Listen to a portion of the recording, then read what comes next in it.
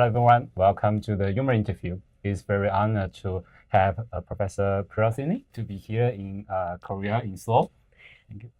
Thank you very much for the invitation. I'm happy to be here. I'm Professor Bianca Maria Piraccini from Bologna. I'm considered an hair expert as this is my job since many, many years. Yes, we know that in WCHR 2026, you bring the lecture about weight loss and hair loss, and let's see how many insights from you.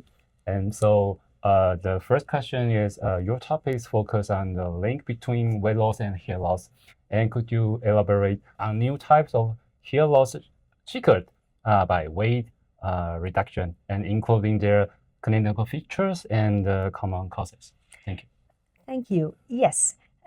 We know that if you have a rapid weight loss due to several causes, unintentional weight loss or crash diets or bariatric surgery, so you can have a telogene effluvium, so an increased loss of hair after a few months since the event. But in the last 2 years, there has been an increasing number of cases of persons that used the drugs known as GLP-1 agonist receptor that are marketed worldwide for treatment of type 2 diabetes and for management of weight. So the patient undergoing treatment with these drugs are experiencing with high frequency an increased hair loss. Alopecia is reported as the fifth more common skin side effect by these patients, and it occurs with all types of GLP-1 receptor agonist drugs, and is more intense and is more common in patients treated for type 2 diabetes than in patients treated for managing weight. And another question is about is weight loss related hair loss easy to be confused with other types such as AGA or AA, do you think? So the alopecia hair loss associated with treatment with GLP-1 agonist drugs is a kind of telogene effluvium. This means an increased shedding of hair. So a person does not have patches of hair loss, does not have thinning areas, but experience increased shedding of hair when there is wash or combed.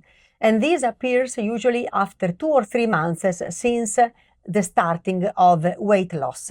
It is called telogene effluvium, and is different from androgenetic alopecia, where you have a thinning in the anterior and crown part of the scalp, and is different from alopecia areata, which is a patchy hair loss that can lead with total loss of hair.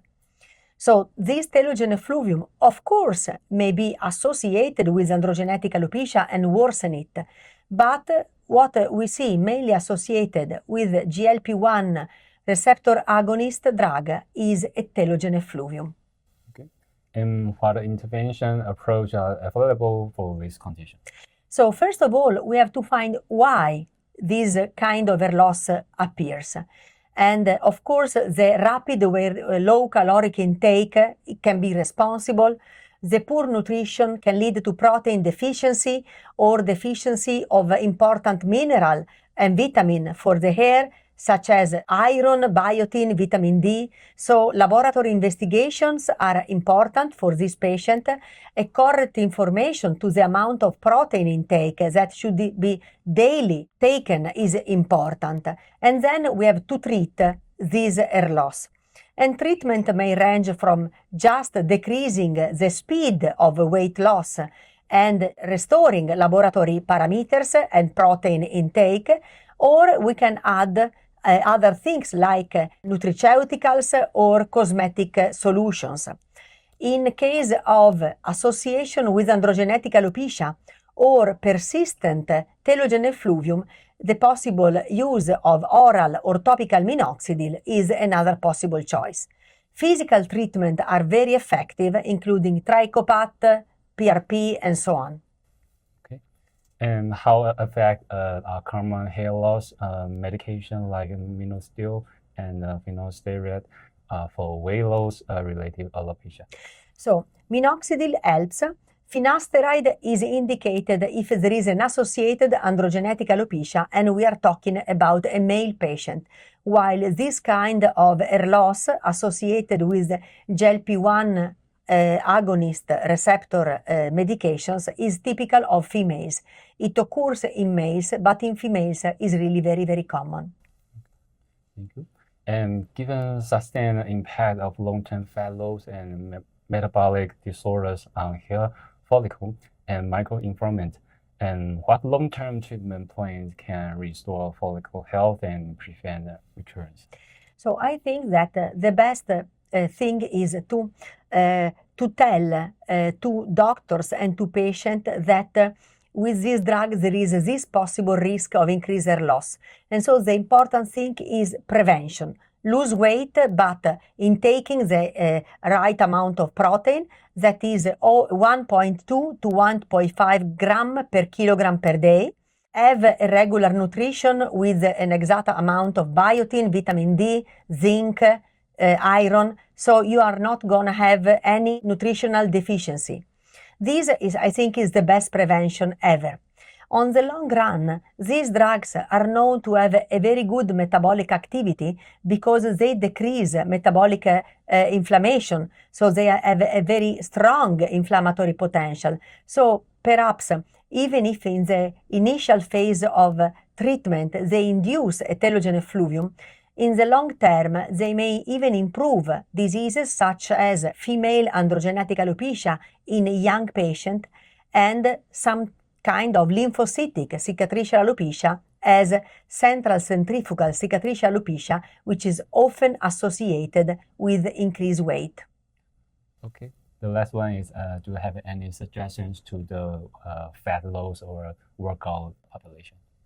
The suggestion that is now given by specialists when a patient wants to lose weight with GLP-1 receptor agonist is to combine nutritional advice, so proper diet with intake of a good amount of protein and micronutrient, and physical exercise in order not to lose muscles. So my advice to professionals, doctor and patient who want to undergo treatment with GLP-1 receptor agonist to get in a better shape is always do it in combination with a doctor. It should be a nutritionist that helps in taking the right amount of protein and micronutrients.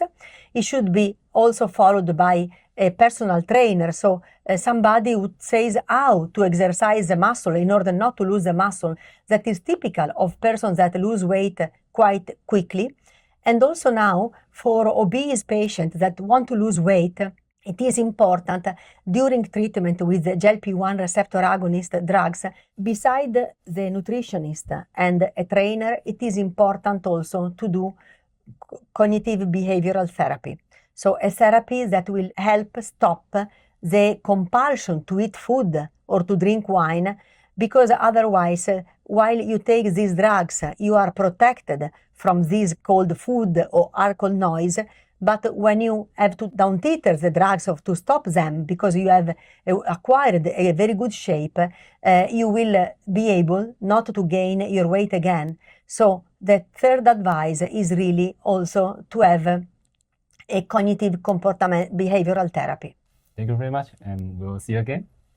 Bye. Thank you very much.